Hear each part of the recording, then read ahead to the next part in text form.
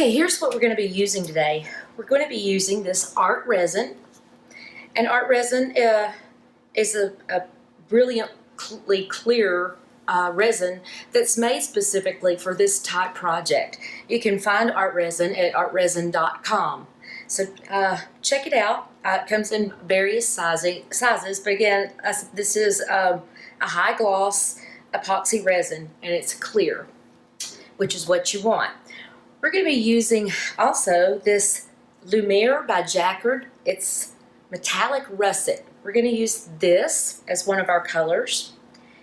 And then we are going to use a navy blue Craft Essentials. I got it from JoAnn's. And also a green Craft Essentials, also from JoAnn's. We're going to need 2 solo cups. I want to raise this is our 8x10 canvas. I want to raise this up because what is going to happen is once we make the pour of our resin and paint, I want it to be able to flow over the sides. Going to divide the resin. Since I have 3 colors, I want to divide this resin into 3 separate containers. Now I do already have my resin mix because you have to stir this resin for 3 minutes and 45 seconds. So I already had my 2 parts put together and have made my 3-minute stir. You want to follow the directions explicitly on when you are dealing with resin. Most of them that I've seen, or let me say most of them the ones I have worked with, are all a 1-to-1 ratio. There's some that may be a little bit different. Maybe you do a 2-to-1 ratio or something like that. But always do follow the instructions that it gives you with your resin. Resin also, once it's mixed together, creates lots of bubbles. That's just one of the little hazards. Now, after you've stirred it and you let it sit for a little while, a lot of those red bubbles will come to the surface, and you can scoop them out a little bit, if you need to. And then there's other methods that I'll show you with a toothpick and various other ways to get rid of bubbles. But I'm going to divide this resin between the 3 cups, like so. Actually, I'm just going to keep this 3rd cup. I think I might need to add a little back. I might have given that one a little too much. You don't have to make them even. It kind of depends on which paint you maybe want to be a little more predominant. I don't want this metallic russet to be the most predominant color, but I already know that I want it to have, to make a statement. I want this color to make the statement.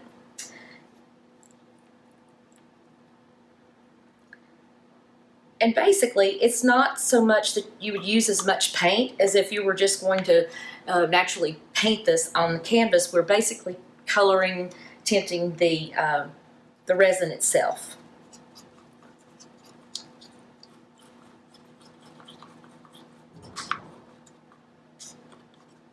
And that is a gorgeous, gorgeous color, and that metallic.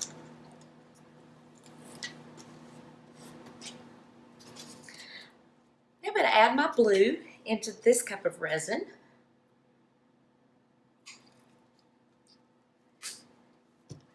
Mix it well.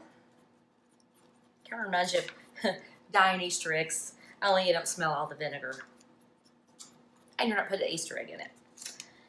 And then we want our green.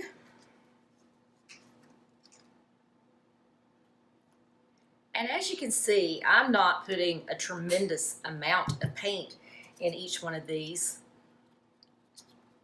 because basically we are tinting the resin. Make sure we have it mixed very well.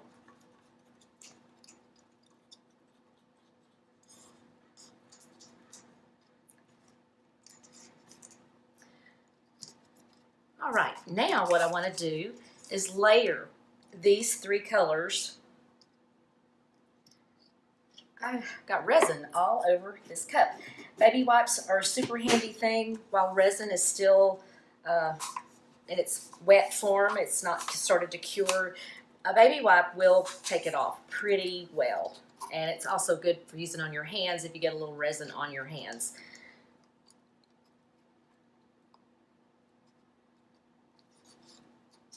And I'm going to, excuse me, layer a little of each color back and forth.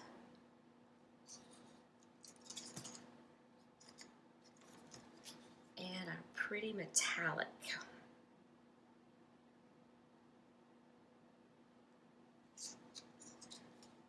I want to finish off with the green. As you get to do, working on larger projects than the 8x10, you would continue to layer this probably even more, have more layers so that you can, you're pouring it all over your entire canvas. So it'll just depend on what size canvas you have. But I still recommend starting with a 8x10 or even smaller. The thing I have found with myself is if I jump off on a new project and do one that's way too large, I get discouraged. I want to put it away and never look at it again. I actually have a mosaic piece that I really started. It was way too large of a scale, and I got frustrated, and it's just been sitting unfinished for probably 2 years now. So start smaller. You can always, finish that project and then you can start working on larger canvases.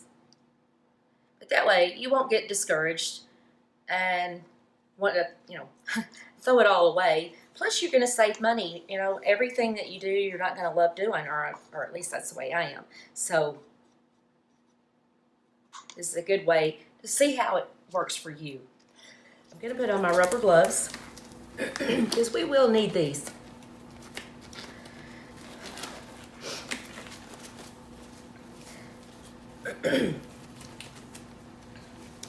I hope that if you're watching this video that you will leave me a comment. I'm going to put links down below of these products that I'm using today. The canvas I did get at Michael's.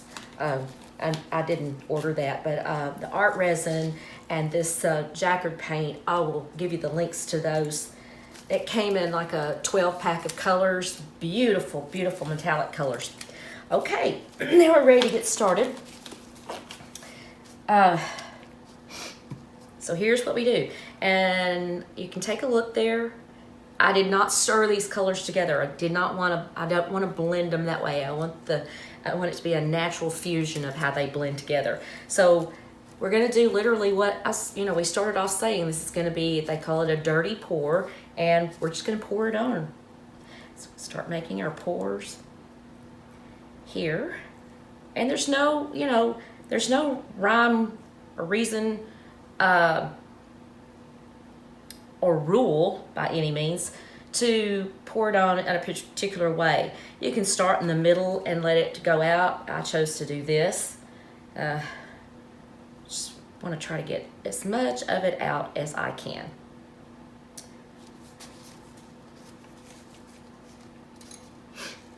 Okay, now what we want to do is we're going to start tilting this, and this is why you really need the gloves.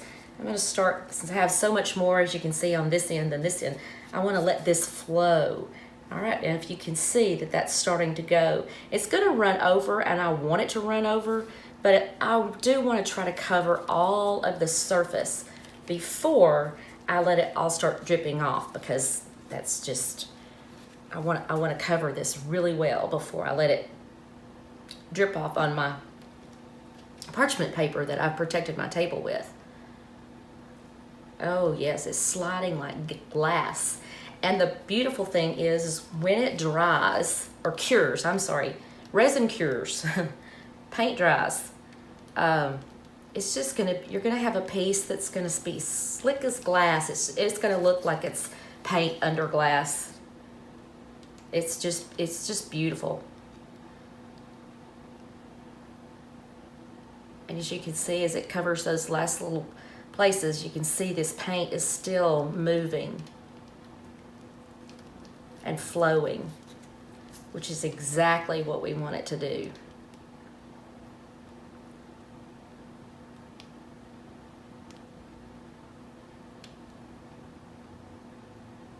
Oh, it's almost there, huh? It's flowing along.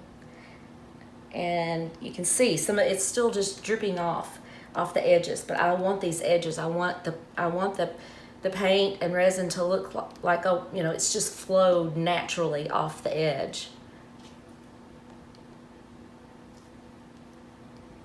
Almost. I see one more spot there. Okay. Oh, that's looking really pretty.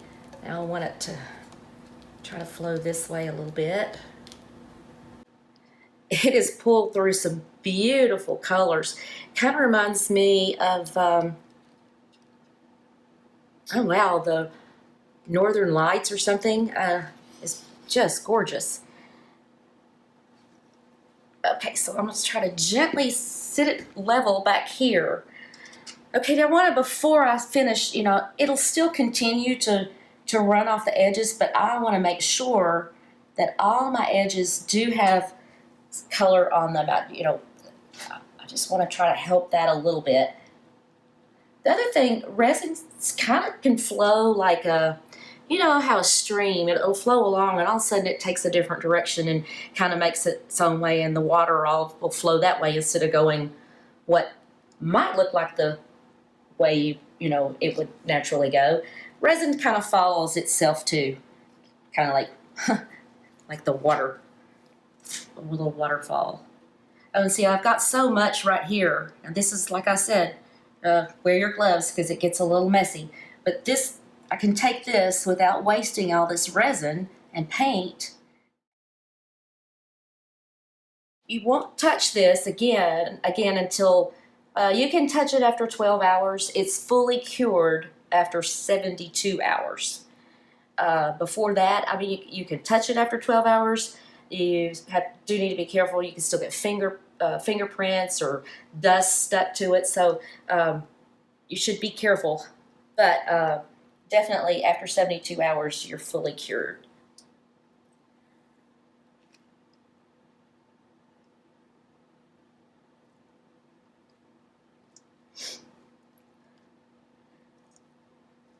Now we'll just let that do its thing naturally. That is, let me see if I can turn it this way so you can get the same perspective that I am seeing here. Can you see that? I hope all those beautiful colors. Ooh, and resin dripping all over me. Now, I don't really see any bubbles on this particular one, but what I'm going to do, I'm going to take my little blowtorch. You can use, I'm going to get baby wipes here because I got a little messy. Don't want that to harden or, you know, cure on me. But like I said, I don't see bubbles, but just to make sure, I'm going to use this little heat torch. It's our little torch. Did it all leak out? Oh, there we go. Adjust it. I'm not trying to set the thing on fire. Uh-oh. Maybe I have a little much. Anyway, we're going to lightly, very, very lightly go across it. The heat from this is what will pop any remaining bubbles. And you don't want bubbles in your finished artwork.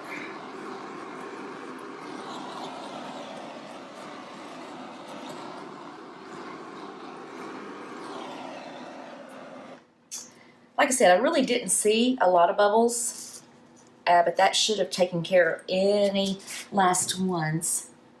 Looks pretty smooth. Should you see one, take a toothpick and you can just poke it. Just gently poke the, poke the bubble, and the resin's going to flow back together while it's in this state. Now, if you come back later, you've let it sit for several hours, it's going to be it gets to kind of a gooey state, but it's still pretty wet.